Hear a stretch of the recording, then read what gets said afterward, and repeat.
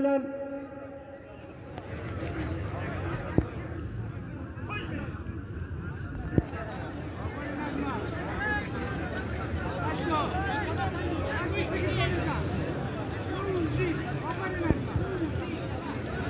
روزی محمد از کابل با لباس سفید و اجمل با لباس آبی از کندوز.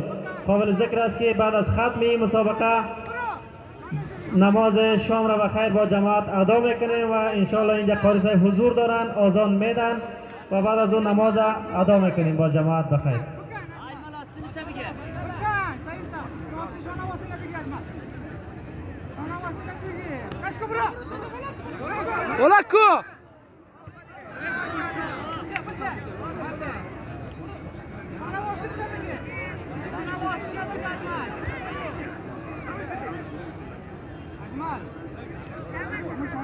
روزی محمد با لباس سفید، اجمل با لباس آبی از کندوز، روزی محمد از کابل.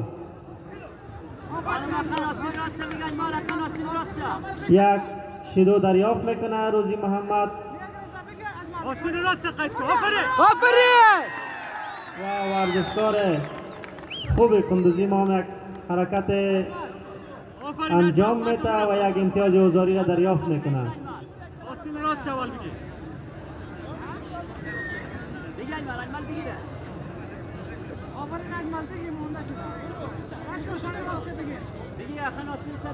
تا اینجای کار ورزشکار کندوز ما خوب ظاهر شده. امتیاز دیگر هم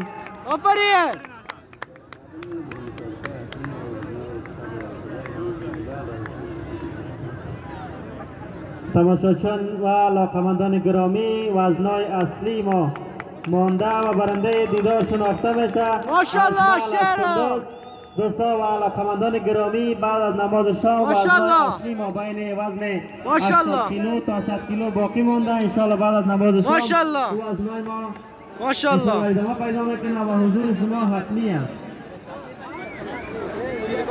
و حال